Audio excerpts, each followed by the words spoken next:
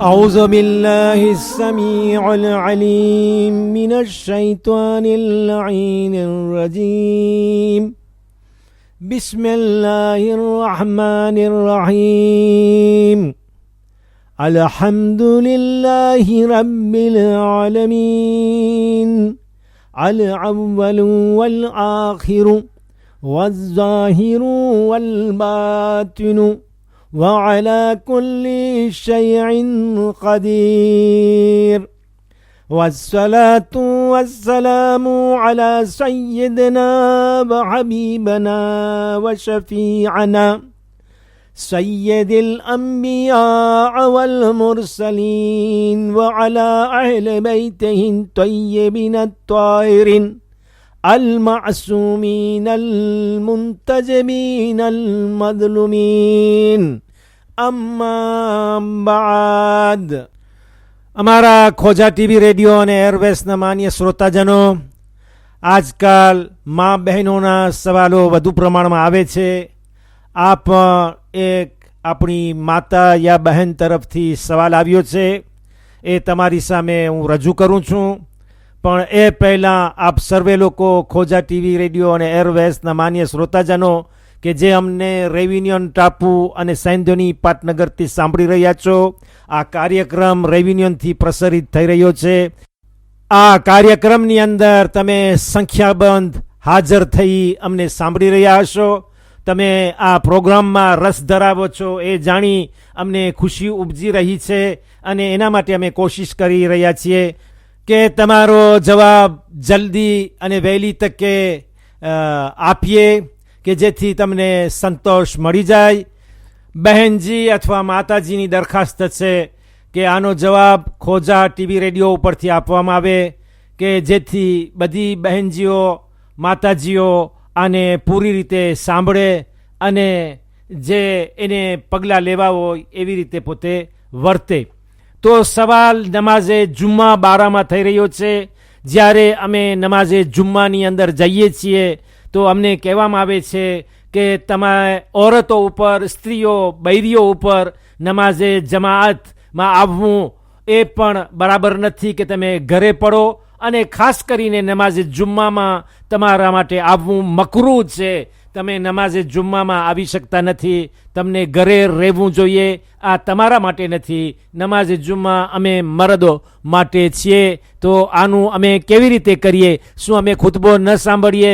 શું અમે પણ ઇમામની જે તકરીર હોય છે એ અમે સાંભળીને અમને પણ જાણવું છે, અમને પણ ઇલ્મ હાસિલ કરવું છે, અને સાથે સાથે નમાઝ પઢીને એ સવાબ પણ મેળવવો છે. માટે આ પ્રશ્નનો ઉત્તર આપું એ અગાઉ આપ સર્વે ખોજા ટીવી રેડિયો અને એરવેસના માન્ય શ્રોતાજનો તમને આવકાર આપતા ભલે પધાર્યા કહું છું, અને સાથમાં ફરમાવું છું અસ્સલામુ અલૈકુમ વરહમતુલ્લાહી વબરકાતુહુ. સૌ પ્રથમ જાણવાનું કે નમાઝે જુમા વાજિબે તખીરી છે, એટલે une obligation facultative, એટલે કે જે માણસ નમાઝમાં આવ્યો હોય એની મરજી ઉપર આધાર રાખે છે. તખીરી એટલે એને ઇખ્તિયાર છે, યા તો નમાઝે જુમા પડે યા તો નમાઝે ઝોહર પડે. બાલિગ શખ્સને જુમ્માના દિવસે ઇખ્તિયાર છે, એટલે એની મરજી ઉપર આધાર રાખે છે. c'est suivant sa volonté et son intention કે અગર તમામ શરતો પૂરી થઈ હોય, toutes les conditions sont réunies, તો ચાહે નમાઝે જુમ્મા પડે, ચાહે એ નમાઝે ઝોહર પડે, જેમ એને કરવું હોય. અને જો એ નમાઝે જુમ્મા પડે તો પછી નમાઝે ઝોહર પડવાની જરૂરત રહેશે નહીં.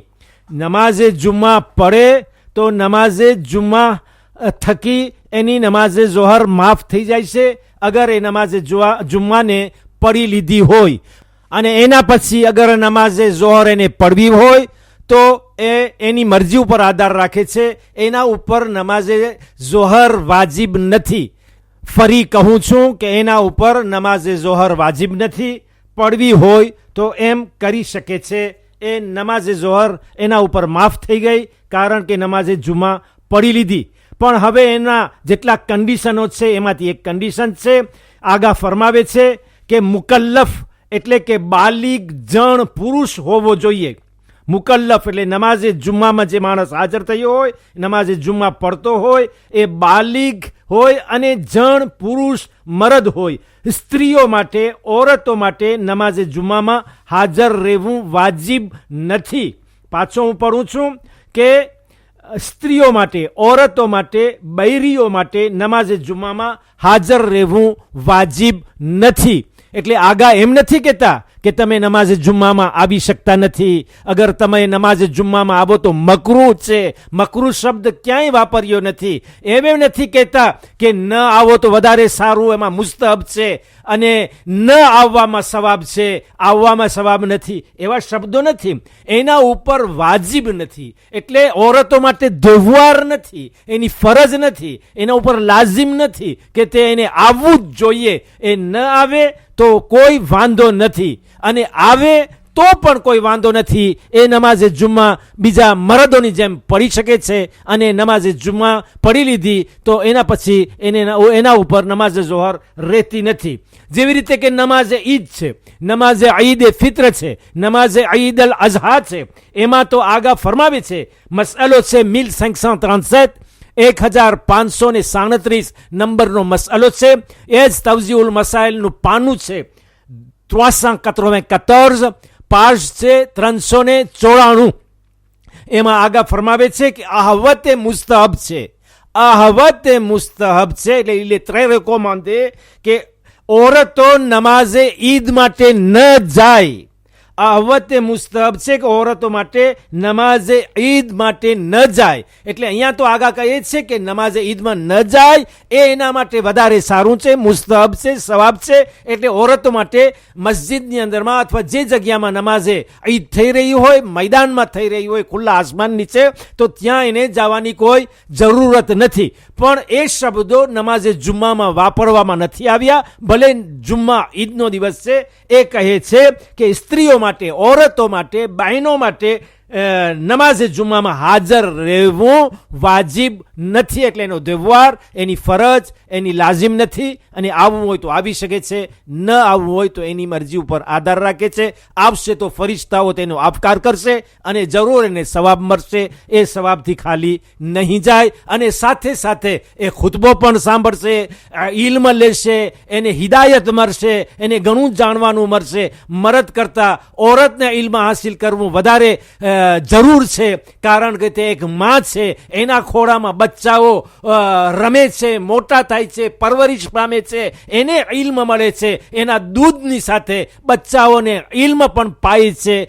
તો એના માટે જરૂર છે કે એ પણ ખુતબો સાંભળે, તકરીર સાંભળે, પોતામાં તે હિદાયત લે, એના ઘરમાં એ હિદાયત પહોંચાડે, એના શૌહર, એના ધણી, બાપ, દીકરાઓ, ઓલાદ માટે પણ એ તબલીગ લઈ જાય, અને બધા માટે એ ઉપયોગિત બને. આખું ઘર એ તબલીગ, હિદાયત અને એ તકરીર અને વાયસ અને હદીસો, કુરાનની આયતોથી રોશન બને, અને એ જ આપણી ઈચ્છા છે. એક વાત હું કહેતા ન ભૂલી જાઉં, સાથમાં મારી મા બહેનોને રાજી કરવા માટે એ વાતને પૂરી કરી દઉં કે ફક્ત તમારા ઉપર જ એમ નથી કે નમાઝે જુમ્મામાં આવવું વાજિબ નથી. જે માણસ મુસાફર હોય, સફરમાં હોય, ભલે પછી પૂરી નમાઝ પડતો હોય, એ 10 દિવસથી વધારે રોકાયો હોય અને કસર નમાઝ ન પડતો હોય, પૂરી નમાઝ પડતો હોય જેમ બીજા લોકો પડે છે, પણ કેમ કે તે મુસાફર છે, એ વતની નથી, એ ગામનો રહેવાસી નથી, તો એના ઉપર પણ કસર નમાઝ પડતો હોય કે પૂરી નમાઝ પડતો હોય, એના ઉપર પણ નમાઝે જુમ્મામાં આવવું વાજિબ નથી. એ જ પ્રમાણે એક માણસ બીમાર હોય અથવા દેખતો ન હોય, આંખે સૂઝતું ન હોય, તો એના માટે પણ જરૂર નથી, વાજિબ નથી કે એ નમાઝમાં આવે. નમાઝે જુમ્માની અંદરની વાત કરું છું કે એ પણ ન આવે. જેવી રીતે કે ઓરતો માટે કહ્યું કે એના માટે વાજિબ નથી, મુસાફરો માટે વાજિબ નથી, બીમારો અને જે દેખતા ન હોય, સૂઝતું ન હોય, એ પણ એના માટે વાજિબ નથી. એટલું જ નહીં, જે માણસો બુઢા હોય, મોટી ઉંમરના હોય, ઝઈફ હોય, એના માટે પણ નમાઝે જુમ્મામાં આવવું, હાજરી આપવી, એના માટે વાજિબ નથી. તો શા માટે મુસાફરોને, શા માટે બીમારોને, શા માટે બુઢાઓને, ઝઈફોને એમ નથી કહેતા કે તમારા માટે મકરૂહ છે અહીંયા આવવું, અને તમે ઓરતો, મા બહેનોને જ એમ કહે છે? એ લોકો પણ તમારી હારમાં જ છે, તમારા જેવા જ છે કે એ લોકોને હાજરી આપવી વાજિબ નથી. એટલે તમે પણ ખુશીની સાથે, વિના ડરે, વિના સંકોચે, કોઈ પણ ફિકર કે શંક કરવા વગર તમે નમાઝે જુમ્મામાં આવી શકો છો, જેવી રીતે નમાઝે જમાઆતની અંદર આવી શકો છો. ઇન્શાઅલ્લાહ વધારે તો અલ્લાહ બહેતર જાણવાવાળો છે, એ વધારે સમજે છે. અગર મારી ભૂલ થતી હોય તો અલ્લાહ મને સુધારે, મને નેક તોફીક આપે, મને હિદાયત કરે, અને તમે પણ મારું ધ્યાન ખેંચશો અગર મારી ભૂલ થતી હોય. બસ આ વાત ઉપર હું તમને છોડું છું, અને હું માનું છું કે તમને જરૂર સંતોષ મળ્યો હશે, અને કોઈને આમાં ઠપકો નહીં લાગ્યો હોય, કોઈને ખરાબ પણ લાગ્યું નહીં હોય. જે લોકો તમને એમ બોલતા હોય ભલે એને બોલવા લ્યો, અને એ લોકો કદાચ મને અત્યારે સાંભળી રહ્યા હશે તો એમને જવાબ મળી ગયો હશે, અને એને ન મળ્યો હોય તો તમે એ લોકોને મીઠાશથી, અદબથી, શાંતિથી, વિનયથી અને રેસ્પેક્ટિયસમાં તેમને જવાબ આપી શકો છો. તો એ લોકો બીજે વખત તમને આ શબ્દો પાછા ઉચ્ચારે નહીં. બસ એ વાત ઉપર હું તમને છોડું છું. અલ્લાહુમ્મા સલ્લી અલા ફાતિમતા વ અબીહા વ બાલિહા વ બનીહા વ સિરલ મુસ્તૌદઅ ફીહા અદદ મા અહાત બિ ઇલ્મુક. ખુદા હાફિઝ અને વાલેકુમ સલામ વ રહમતુલ્લાહિ વ બરકાતુહુ.